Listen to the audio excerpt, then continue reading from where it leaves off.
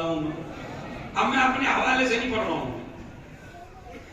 ایک ہمارے اہل سنت کے بہت بڑے عالم ہیں امام حاکم. کیا نام ہے؟ امام. علماء کے لیے نئے نام نہیں ہے. امام حاکم صاحب مستدرک. مستدرک کا مطلب ہے بچی ہوئی چیزوں کو لے لینا, بچی ہوئی چیزوں کو ترک کر لینا. جو صحیح روایات صحیح بخاری میں اور صحیح مسلم میں نہیں آ پائی حالانکہ صحیح تھیں. اس سے زیادہ خطر جو کیا کروں گے,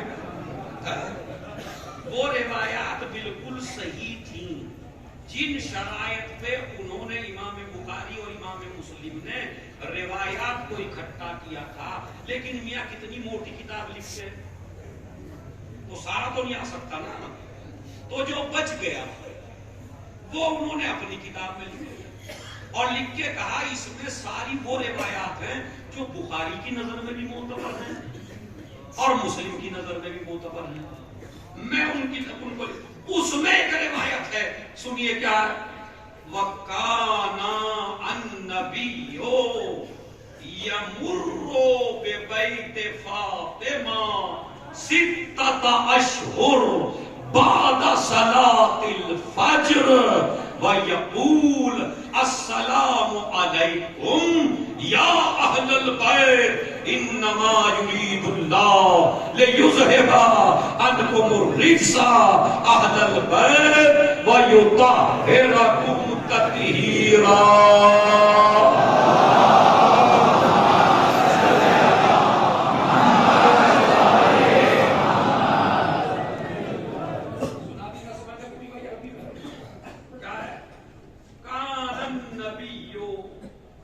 پیغمبر اکرم 6 مہینے تک مستقل نماز صبح کے بعد اپنے صحابہ کو لے کے دروازے فاطمہ پر آتے تھے. اب تو آپ کو سمجھ میں آ گئی. دروازے فاطمہ پہ آتے تھے. دروازے فاطمہ پہ آ کے کیا کرتے تھے؟ گردن جھکاتے تھے. گردن جھکا کے کہتے تھے السلام علیکم یا اہل البیت, اے اہل بیت رسالت تم پہ میرا سلام ہو.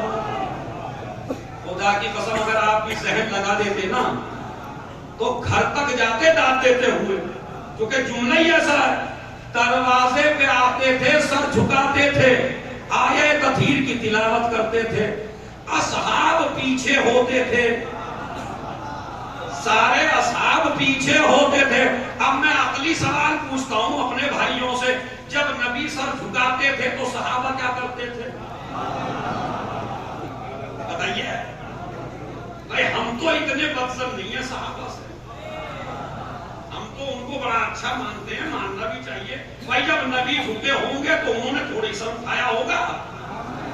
جب نبی جھکے ہوں گے کیونکہ سنت پہ عمل کرنے والے تھے تو نبی جھکے تو صحابہ جھکے, نبی جھکے تو ازواج جھکی. اب بھی نہ سمجھے, ہم یہی تو بتانے جا رہے ہیں اس در پہ تم بھی جھکو نا جہاں نبوت بھی جھکے, صحابیت بھی جھکے, سبحان اللہ, ازواج بھی جھکے. اچھا ازواج کے گھر ہیں ادھر, صحابہ ہیں پیچھے, نبی کا رخ ہے دروازہ فاطمہ پر. آج کی مجلس سن کے اختلاف بھول جائیے گا. اختلاف یہی ہے نا اصحاب اہل بیت ہیں, کوئی کہتا ہے ازواج اہل بیت ہیں. نبی نے 6 مہینے تک پتہ کیوں لے کے آئے؟ ازواج کے گھر رہ گئے ادھر, اصحاب آ گئے پیچھے, تاکہ دنیا یہ روایت پڑھے تو پتہ چل جائے نہ ازواج اہل بیت ہیں نہ اصحاب اہل بیت ہیں جن کے دروازے پہ میں جھک جاؤں.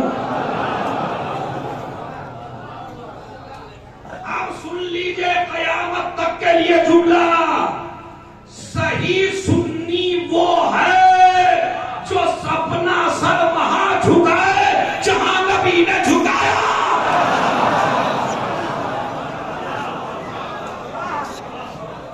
پڑھنا کہیں کی سنت ہے, نبی تو سر جھکائیں. اما 3 دروازے مجلس تمام, 3 دروازے, یہیں سے موضوع کل آگے بڑھے گا.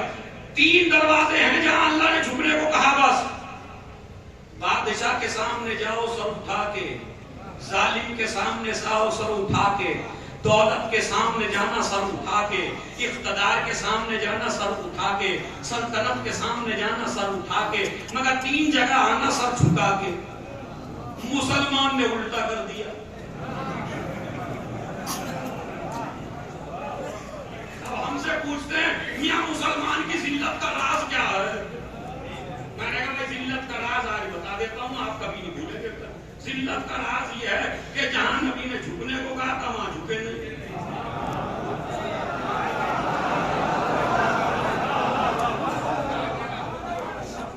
تو پیچھے والے بھی صلوات اچھی سی پڑھتے محمد.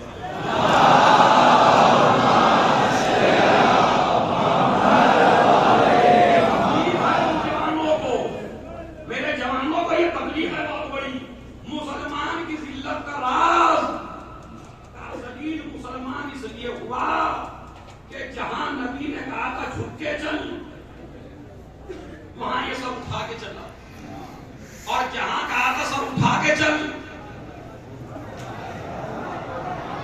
وہاں سب جھکا کے چلا. بادشاہ کے سامنے بولتے رہیے, بادشاہ کے سامنے کیسے جاؤ گے؟